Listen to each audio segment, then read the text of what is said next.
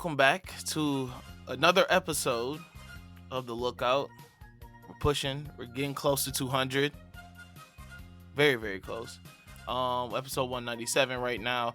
And as always, as it has been for the last few weeks, I am joined here by AD. How you doing today, bro? I'm good, man. I gotta get the seat back up to meals come next week. You know, I had to keep it warm for him. Oh man. No, actually, me and Mills got a couple things planned before 200. Then 200, we have our, our big celebration. That was Got a little confetti up. Yeah, listen, got a little confetti and stuff. I wish I had. Man, listen, I'm not gonna lie. I'm really sleepy. I am tired, bro. Bruh, this week low-key kicked my ass. I'm not even gonna lie to you. Oh damn, what's been going on?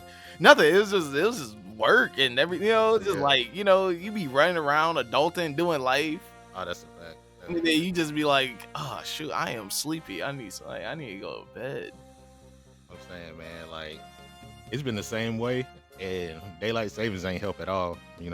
Oh man, shit, forgot all about that. I woke up this morning. I'm like, why is my alarm going off and it's still dark outside, bro? Like, it don't make no sense.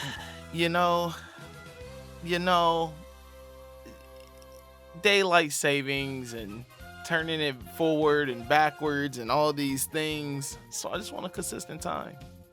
Yeah, man. Time is a social construct, anyways. Oh man, you making me think of the Drewski skit. The recent one. Which one? Black the woke mind, black consciousness. Oh yeah, listen, man. Third eye is all the way open. My third eye is all the way open, bro. Time was just created to keep us productive, man. That's all it is. All that the sun does is go up and then goes down and goes around. What's time really? We got all the time. Have you been watching Drewski's show on YouTube? The Could Have Been Love joint? No, I've been seeing some clips though. I kind of want to dive into that. I heard somebody walked off on that motherfucker. Listen, I watch two episodes. I watched two shows on Zeus Network, and I think that's just too much nigga stuff for me. I think Could Have Been Love might fry my brain completely. Listen, bro, I was watching. Somebody made me watch a couple of episodes of Jocelyn's Cabaret. I didn't think. Jocelyn's Cabaret is like heat rock, bro. It's so entertaining. It's so foolish. It's so much foolishness. It's great. But I know that if I watch any more than that, oh man, my brain's done, bro. Yeah. My brain is done. I can't do it. Listen, I gotta keep some type of IQ level.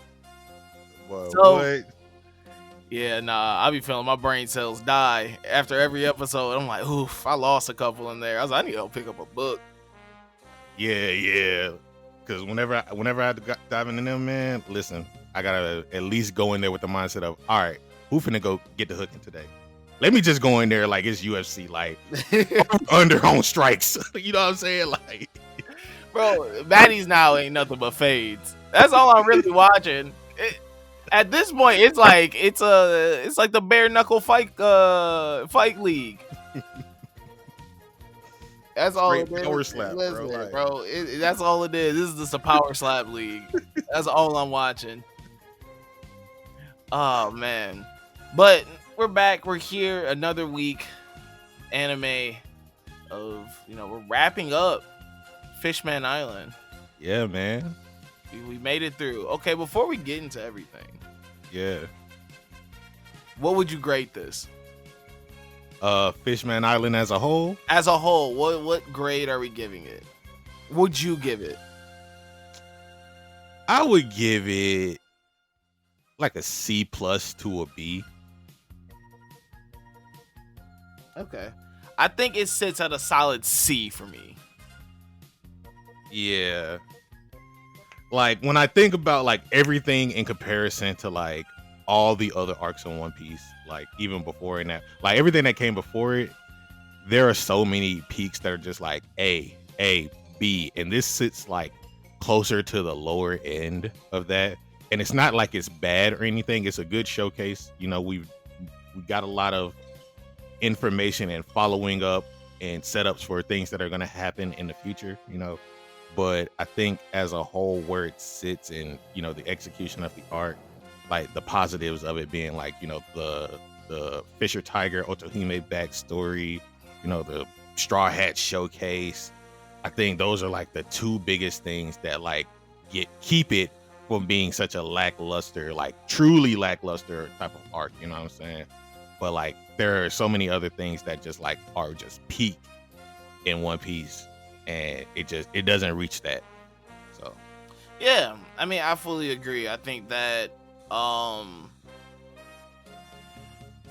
when you look at it from at a whole and everything, I feel that there is definitely a lot of information there that carries on throughout the series, and we're gonna talk about that. That's kind of basically what this episode is. We're gonna break down some of that information,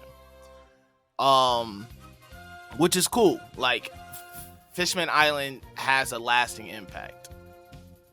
I think that everything else outside of the information we get, everything else outside of that falls very flat. I think we have a very flat villain. I think kind of just even the fights and everything just don't feel very they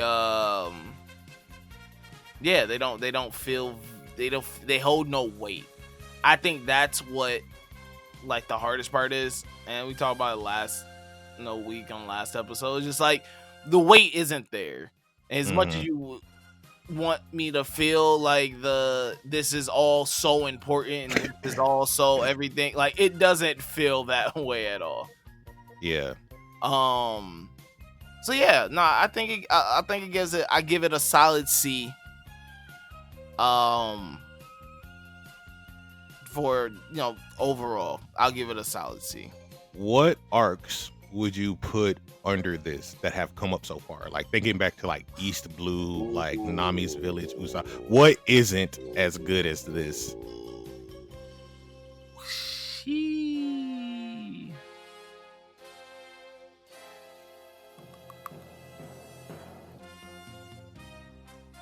I can't think.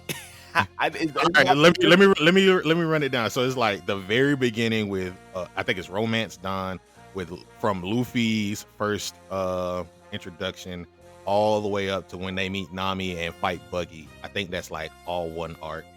And then after that it's Usopp's Village as an arc, Sanji with Baratier, and then Arlong Park, Logue Town, the Reverse Mountain stuff with Laboon and Crocus when they first get the log pose.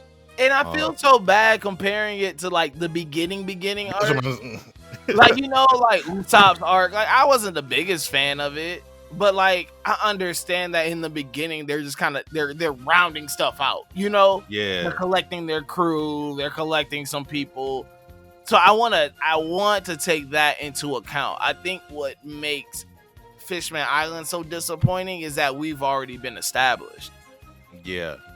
Like, it's hard to compare something that was already established to when they were establishing it. When they're in the process of establishing it. Like, we know who these people are.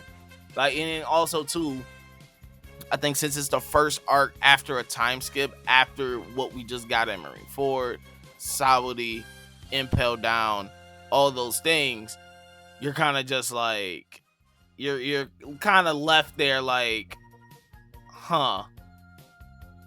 This is how we're gonna come out the gate. Yeah. Now, there are some things that towards the end of this arc that we could talk about a little bit later, but like I think help it in some aspects, but like all of that is particularly like just set up for what's to come. So I don't want to talk about that right now, but it's just something to take into consideration. But I agree with you on like, these are already established characters and like we've been following them for so long. And so for this showcase, this quote unquote reintroduction of the Straw Hats, and them showing up in Fishman Island and who they're going up against. I think it's like, yeah, it just falls a little bit flat. Yeah, I mean, it's like I said, it's a little disappointing, but it, like I think the information that we get, especially with how they wrap it up, things that get introduced after, because I think now you're getting introduced to bigger themes, especially in the new world, Yeah. that play a huge role as you go along. So yeah, but we're gonna take a quick pause. Introduction. One in other One Piece news. Yeah. Probably like the biggest One Piece news. Probably. They fully caught up on the dub. Yeah, man. After 18 years, they said, of reproducing the dub, they finally caught up to the subbed anime. So now they're gonna be simul releasing it. We're getting weekly dub episodes along with the sub. You know, like, how did you cry when you got this news? Did you fall to your knees? It was just like, I can't believe. oh yeah, the skies parted. It was a rainy day, and then the skies parted, and then the light shone down. The on light me. shine down on you. Yeah, We really made it. We really made it. I think this is just a win for anime as a whole. No, for real. This is just a win for anime as a whole. You know, you're getting both at the same time. We never really thought the day would come till we got this. And especially now, since, like, you know, this is kind of becoming the standard for anime. Mm-hmm. Of getting the dubbed as soon as you're getting the subbed. I'm glad they've been doing that recently. Like, you know, for a lot of the, I know. So here's the thing, right? There are a lot of well, I'm not gonna say a lot. There are a fair amount of dub companies, and they have to, you know, go out and, you know, have their tryouts or casting calls for a lot of stuff, and it takes so much time and effort for them to do all of these things. Like, we've had a lot of conversations with many voice actors on the Lookout Network, and, you know, just how much work that they put into dubbing things and, you know, releasing them, schedules may conflict so they can't do other things that happen or whatever have you. But, like, for them to consistently do this, like, I think one of the people who were working on it was like the ADR, and she put out a tweet that said, you know, over like 2,000 voice actors, you know, 5 days a week nonstop for like the last 2 years and 18 years of production. All of this time, effort, blood, sweat, and tears done went into finally making this a reality. You know what I'm saying? Like, it's just been a big, like, thing for them to work with, and just to, you know, we don't really see that effort. I think it's just the rate. How many episodes? Like, you know, like, that's a crazy work rate for One Piece, you know, to do that. And I think it's just, like, so cool that, you know, there are people who can finally, if they want to, they can finally go through it all as much as possible. Like, they don't have to wait for new subbed episodes to come out if they want to read sub. Like, I think the fact that we are in this era of dubbed anime, and the quality of the dub is, like, way higher than what it was from, you know, 20 plus years ago. Like, not to say that there weren't any good dubs back then, but, you know, like, no, dubs are so much better. Yeah, that's what I'm saying. Like, they're really good now. No, it's okay. I don't want to say so much better, because there are some good ones from the 90s, early 2000s. Yeah. But you know, like, we got quality of work has definitely increased. Yes, the quality, and, like, quality with the quantity of anime that we're getting right now, like, as a whole. So we're getting, like, great shows, and we're getting great dubs along with them, so anybody can go in and, like, enjoying it. Come on, man. Like, we are really in a new era. We are really in the new world for real. Like, nah, we are. It's great. I love it. We're eating. Anime fans are constantly eating. And some other random, you know, news. Getting a new Gundam series coming to Amazon Prime. I'm tapped in. I'm I like. definitely tapped in. I told you.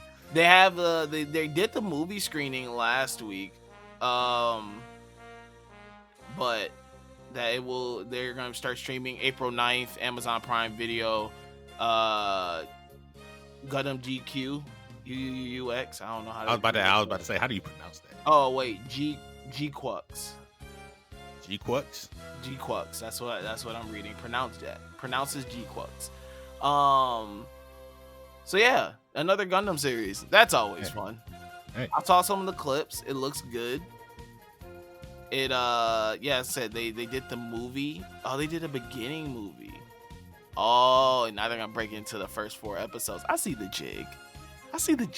I mean, I see the jig. Do the movie, then split the movie up into 4 episodes. Let's kick it off. Okay. I rock with that. You know what? I support that. I see the jig. You know, going real Dragon Ball, Demon Slayer. Nah, Dragon Ball still hoeing us for like, you know, releasing it after the fact. You know, I don't rock with that. They're like Dragon Ball Super, and it was just like we the 2 movies. The 2 movies is the first. You're like, hey, I've seen these already. Right. That's funny as hell.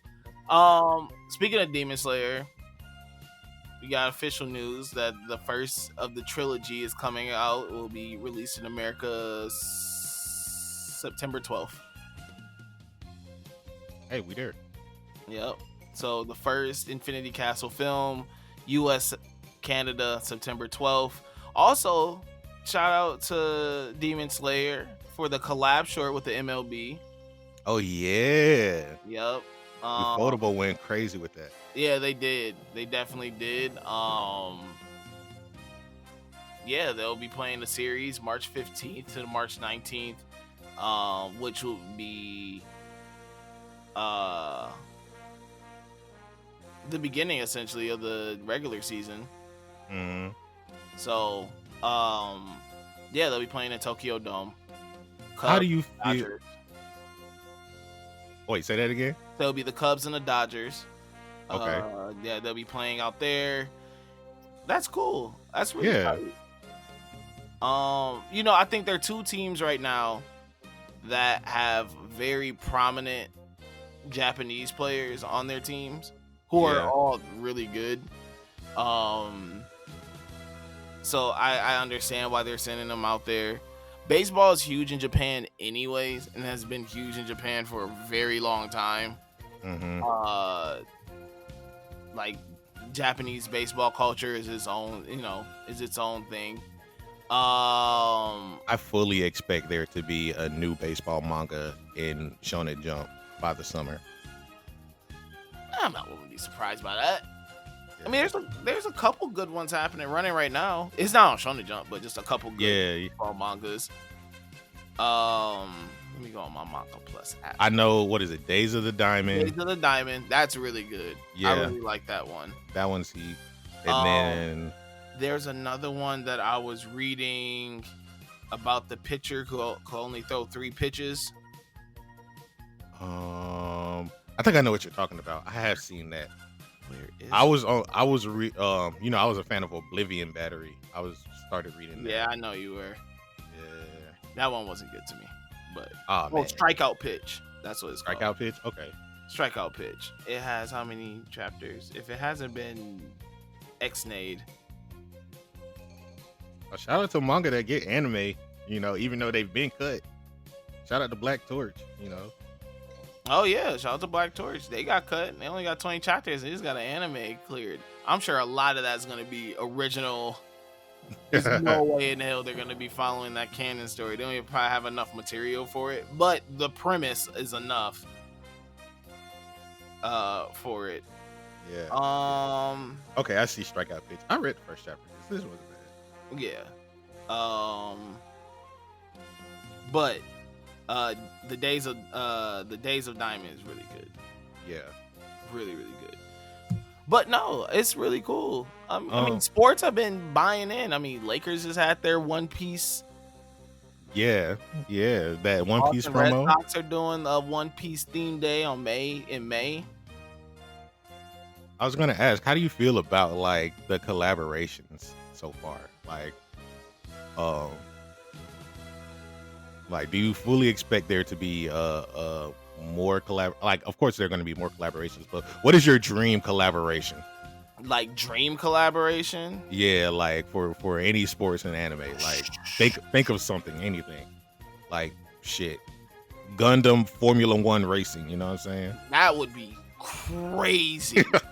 Oh my god, that would go so hard. Like a mecha F1. Like, that would go so fucking hard. Which I'm surprised I wouldn't be. They have had to have done something because they race in Japan. Yeah. Like Initial D or something, you know, like. Let's see. There have been some notable anime collabs. McLaren did one with Akira Toriyama. What? That was long ago. Yeah, because Senna was still racing for McLaren at that time. They did the Shonen Jump logo on the McLaren car. Gundam and AlphaTauri. That was Las Vegas Grand Prix, and that was in November 2023. And then they featured the decals of the Gundam and the Ariel. So that was very recent. Okay. So there's been some stuff, which is nice. Yeah, because I'll say every time they do the Japanese Grand Prix, I know that they have to do something dealing with some type of anime or something out there. Yeah. Yeah, no, that was cool because I remember all this because that's when they did the Goku with the Marlboro picture with the McLaren when they did Toriyama. That was a while ago. I think I do remember that. But I think it's really cool. I think like more like, I mean, F1 is such an international sport, so I get it. Mm-hmm.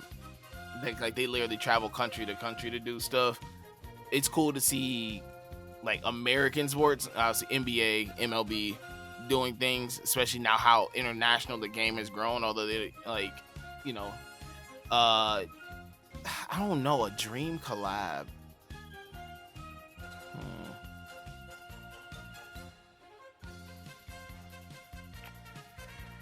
I'm trying to think of the ones that aren't like typical. Like a slam dunk NBA shit will be tight. You know? Yeah, but yeah.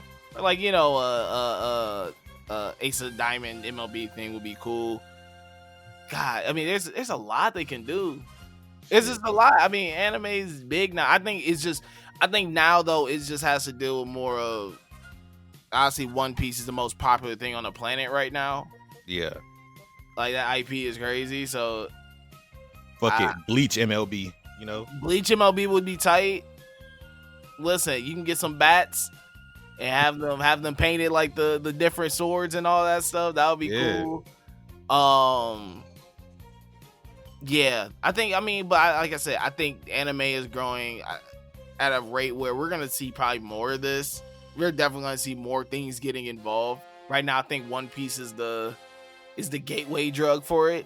So it's just how big it is right now. Like the when does the live action season 2 drop? It's this year, right? No, I think it's either end of this year or like maybe sometime next year.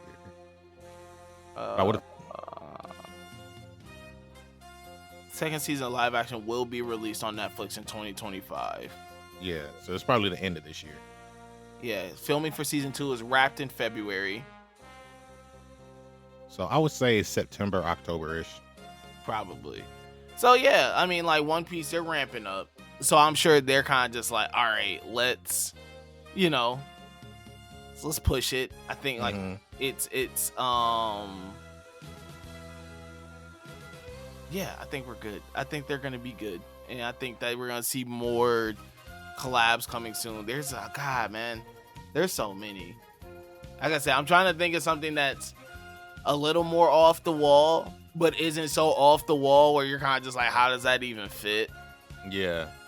You know, Like, but I think, like you said, the popular ones, the Dragon Ball Z's, the Bleaches, the Narutos, the Gundams, the One Pieces, like those are always gonna do well. yeah. Shit. Fucking My Hero NBA.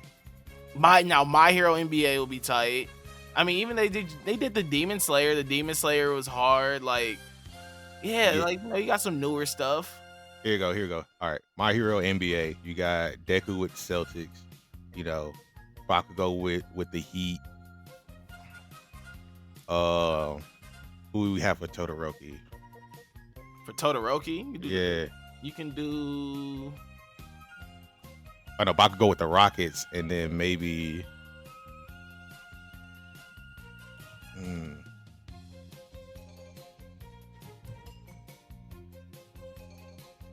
Tokiyami with the Spurs would be tough. Yeah. Dark Shadow with the black Spurs jerseys. Ooh. That'd be tight. Let's They could do see. like that would be cool to see, like the NBA do like obviously they have their Christmas Day thing, like they did like an anime day kind of thing where all the teams that play got some type of anime inspired jersey. Fuck it, we already got Hawks with the Hawks, you know what I'm saying? Like, Like, that would be cool. That would be cool to see. yeah. I can see MLB doing that too. Like, I don't think NFL buying in just yet. Man, I wish one day. Nah, NFL's too American. Hey, man, I need an artist. If you trying to make listen, holla at me. I got the perfect story. We can get published in Viz right now.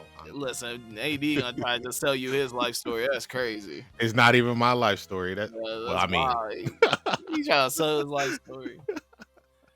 But all right, let's get back to why we're here. Yeah. We're wrapping up One Piece. We're wrapping up Fishman Island. We're wrapping up everything that has happened. Horny's in jail. Guys are in jail. They're celebrating. And I think at this end, we're gonna go down the list of I think probably I say three to four main things that get revealed in this end that have the lasting impact for the rest of the time. Yeah. We're gonna start with the first one, which is we have they're at the banquet. Neptune and Robin have a moment outside where Robin says, "Who is Joy Boy?" And we get introduced to the three legendary weapons, which turns out to be the Princess Mermaid, who will also take up the name of Poseidon because she has the ability to control the Sea Kings in the ocean.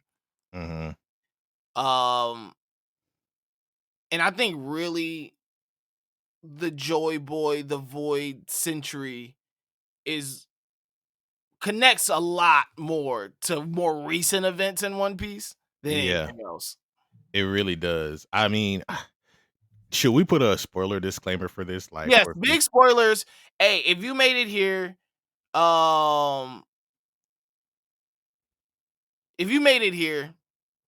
amazing. I just want you to know that we're spilling beans about everything. So if you don't want to listen to the rest of this episode, I enjoy you for listening to the first like 20, 30 minutes of this and just all the banter that we just had. Fishman Island we gave it a C. We can agree on that. Yeah. Much love and peace to you. This is the part where we're really going to deep dive into like the things that get introduced and where they play out later. And if you want to know how it is, that's how it is. If you don't want to hear the spoilers, I definitely understand. But this is a spoiler heavy show. Yeah. So I need y'all to understand that. All right. So moving on. All right. So AD, take the floor. Man. All right. So because of the most recent events, like even with Wano and because we get first introduced Joy Boy right here, and Robin reading the poneglyph of asking who is Joy Boy, who is he apologizing to, even to the most recent events where we still don't necessarily know who the apology was for. I don't think, but the fact that we get his information here and it comes up like I won't say 1,000, but like 500 chapters, 500 episodes later, with the reveal that Luffy is Joy Boy, or like is practically, reincarnation of Joy Boy. Everybody sees him as that. And the fact that the world has been destroyed twice with the poneglyphs and everything. Like, there's a whole notice about that later down the line. But we get this information right now with Neptune. He doesn't necessarily know the information. We know that there's the three great weapons of Shirahoshi. um the other one of the other ones at least being referenced way back, because when we first meet Robin in Alabasta, she was looking for one of them called Pluton. Or no, not Pluton. Was it Pluton? I believe it was Pluton.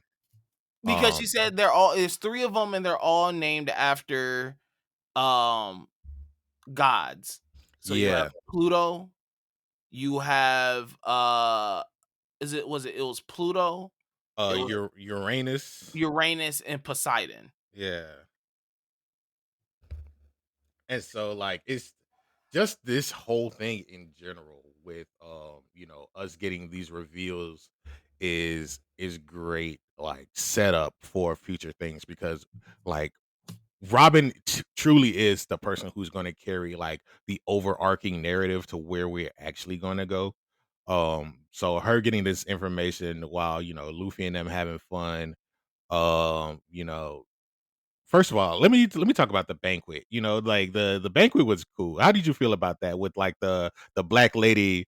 Oh yeah, Yeah, shout out to Aretha Franklin. yeah, yeah. Oh, Fishman Aretha. Yeah, That was great. yeah, No, yeah, they had a good grand time. They got the music going, the drinks flowing. It yeah. was it was like everything else in this arc where you're kind of just like, man, they knew how to stretch an episode out of this, didn't they? I looked up, I saw a to be continued. I was like, what happened? We vibing and everything, There and was next thing just, you bro, know, it's like, it was wait. yeah, I was gonna say it was 24 minutes of vibes. Um, but Uh, no, I, I think, like I said, I think these last few episodes is really about the introduction of a lot, just everything going on in the new world, because you hmm have to go through Fishman Island to get to the new world. hmm It's So it's you know, so they're not fully in it yet, but they're getting yeah, there, and they're kind of yeah, you kind of understanding the schematics of it all. yeah, and I so, think with like, oh, go uh, ahead. I was gonna say, like, with Robin, obviously we've known about like the Void Century, we've heard about it before. hmm We understand its importance, and also too the notoriety of it, because her whole island gets wiped out for even studying it. Yeah,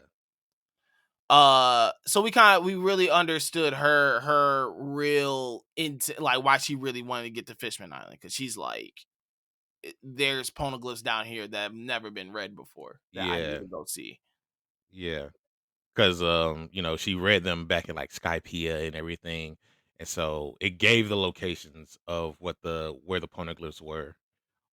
Which is kind of cool. The fact that the Void Century and them writing the poneglyphs was what, 800 or so years ago, and the fact that they've been holding on to that stone for this long, and like this information is on there, but nobody can necessarily read it until Robin comes up. It's like, well, damn, how does this tie into where we are in the story? Like, we already have them talking, well, at least Madame Charlie talking about Luffy destroying Fishman Island, and she's kind of stressed about it in like the last few episodes. Kami's like, don't worry about it. Luffy and them not gonna do anything, but Madam Charlie, like, I could trust them. If it happens, it happens. You feel me? Um, but there's a lot of mystery in terms of like what this means and why Joy Boy was writing an apology. Like, um, they needed to keep the Noah safe, which was the ship down there. and the Sea Kings having to take it and protect it from Luffy from destroying it, even though he was trying to save Fishman Island. It's a whole bunch of different things that, like, in the grand scheme, they're gonna mean something later. And it's like, well, what does this all mean? Like, but we don't necessarily get the information right now because it's Oda setting up all of these small little threads for him to follow up on down the line. And I want to say, like, even to, like, I want to say 2 or so chapters ago. This is actually a manga spoiler now, but, like, there was a big double page spread about, like, the world being destroyed twice.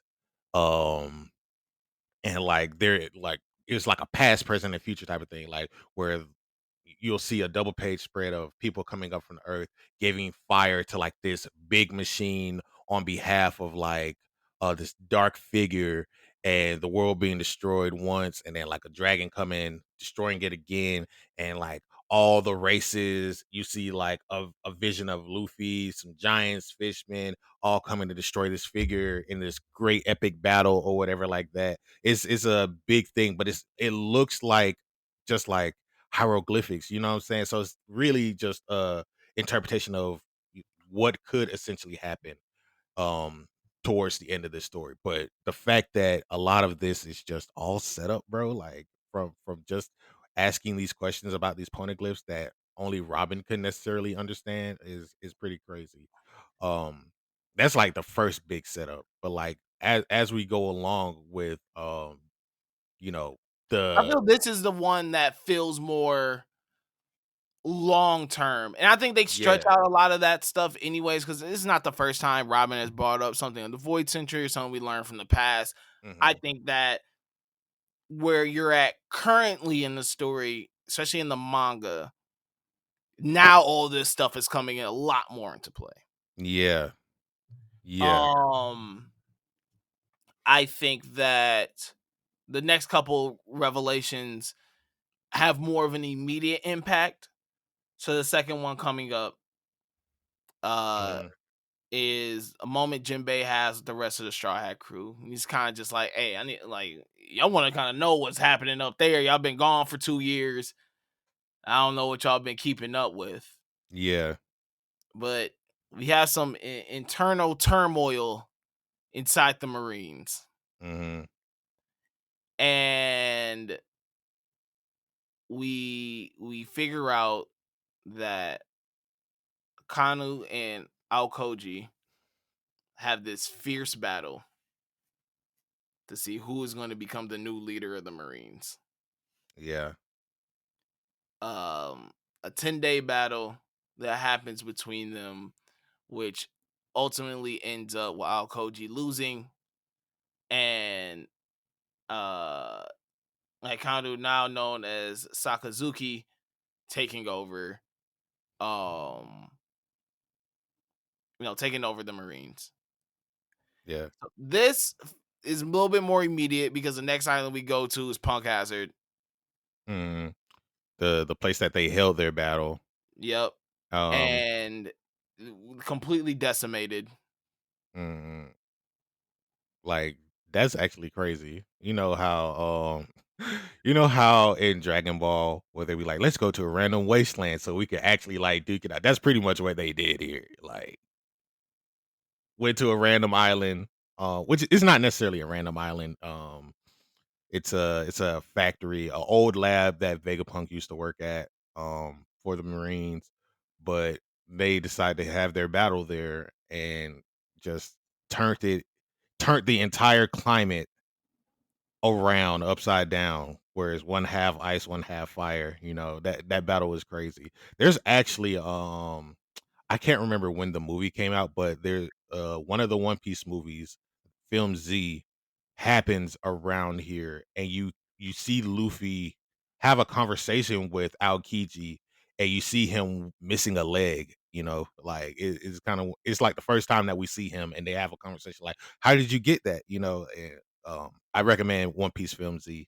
Is actually a really good movie. It's like Rogue Marine who used to be working alongside of Garp and everything. It's a really good movie. I'm not gonna say too much more, but it's a fun one.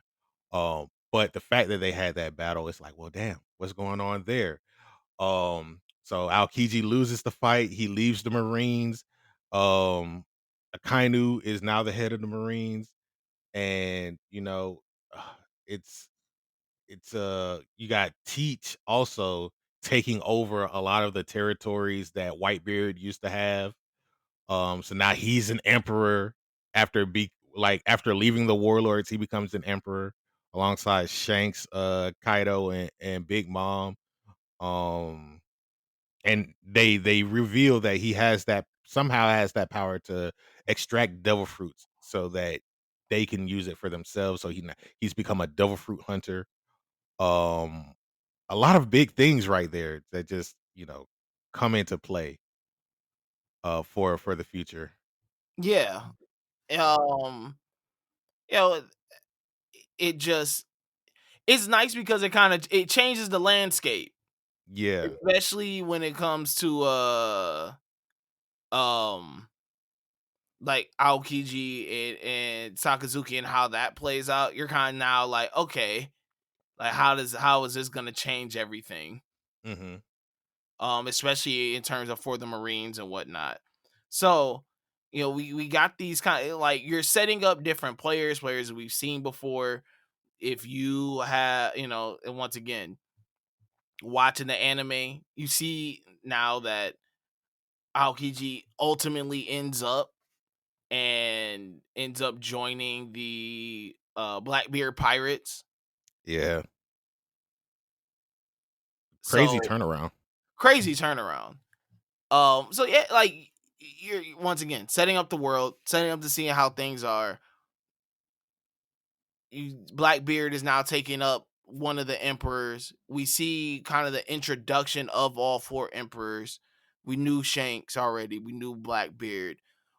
Big Mom right now is another name that we've been hearing a lot, and then Kaido, who is kind of still at this point a mysterious figure that we haven't really heard too much about. Yeah, but like as we're getting into Big Mom though, like um two of her emissaries, two of people from her crew come down because after Whitebeard died, she started protecting Fishman Island on his behalf. But in return, um she asks for, candy. Like there's a whole candy factory that was there. And so all they have to do is pay the toll of the candy factory. Also, thanks to Jinbei, but also because of Jinbei, like they've been being protected, which is kind of dope. I'm not gonna lie, like Jinbei has always been one to like protect his people. You know what I'm saying? Like he'll be the first one to risk his life for things, especially for on behalf of the fishermen.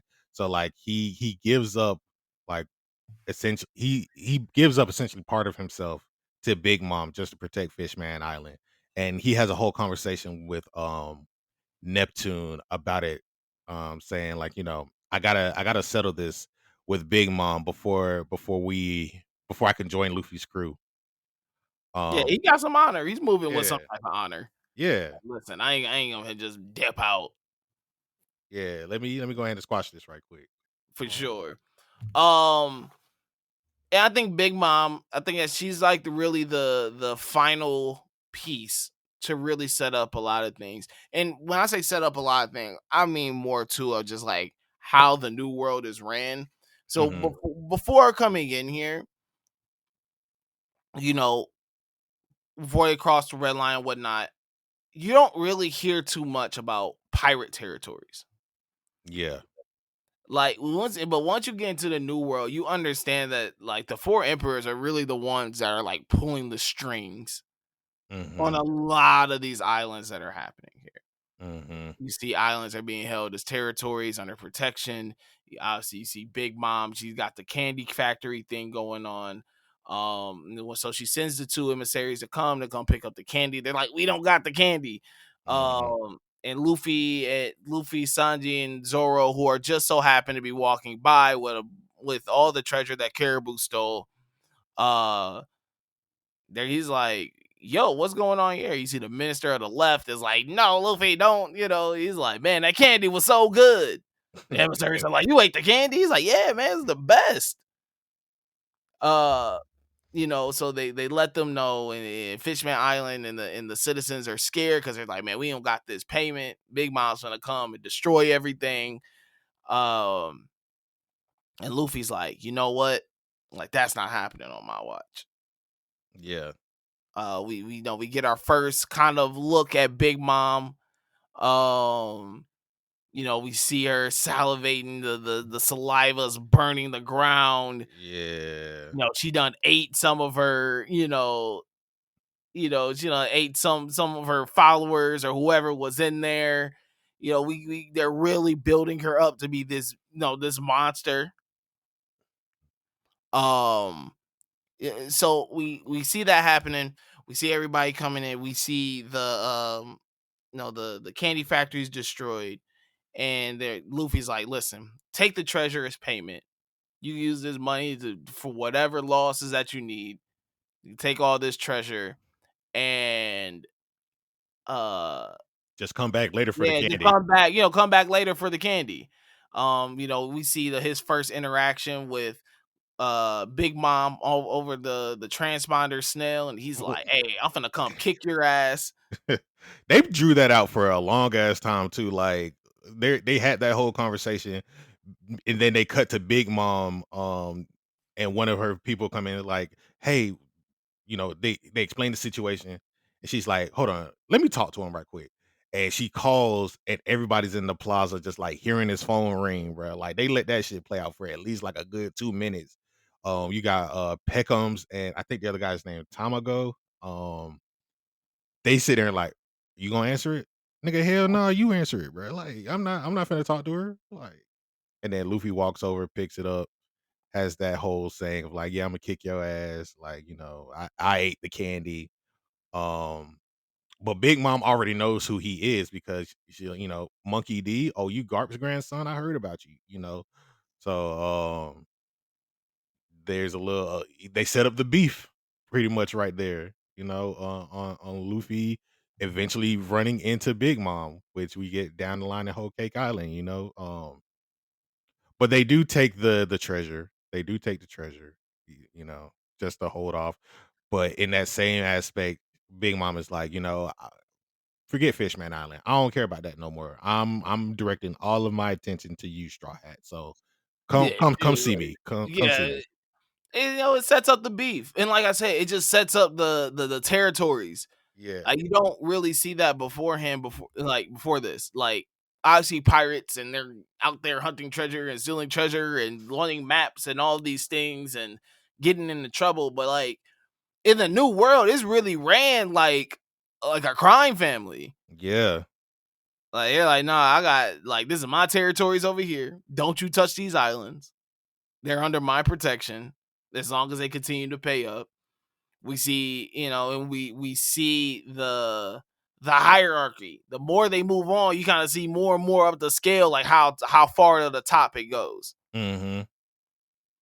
Um, so yeah, I think like this the introduction of these things is just really spent time getting us prepared for the new world, new threats, new kind of scenarios, new dynamics between pirates, and even but like dynamics between pirates and the Marines, and Mhm. like what is that gonna look like?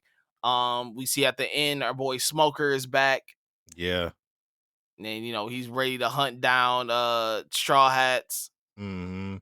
Which is kind of funny to me because, all the pirates that they released from Hody, they went ahead and left a Fishman Island. Like I didn't even think about them, but they went ahead and left Fishman Island. They had the Marines set up for them to come around, and they just see a whole bunch of ships just like popping up through this on from under the sea. And then you see Smoker, Tashigi, try to defend themselves from the pirates, start taking them hostage and everything, taking them into custody.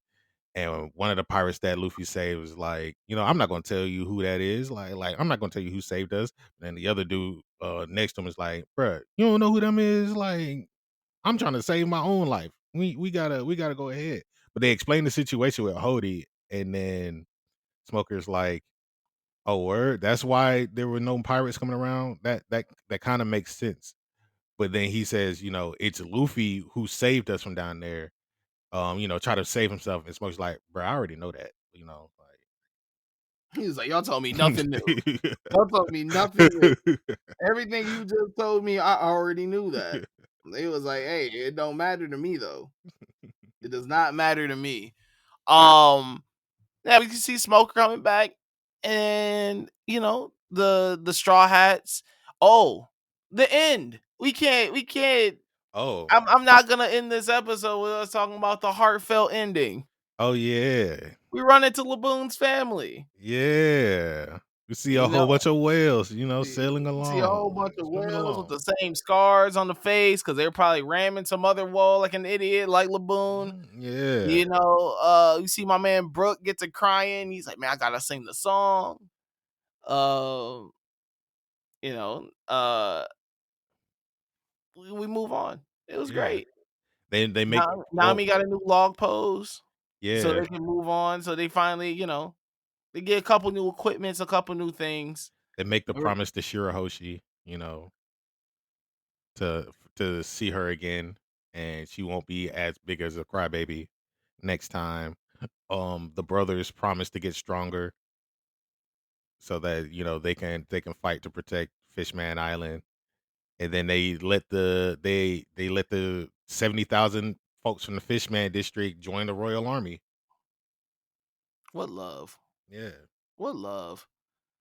Uh, and that pretty much wraps it up. like I said, like Fishman Island was just all it felt like it was trying to do was just set us up for something else, which is yeah, fine.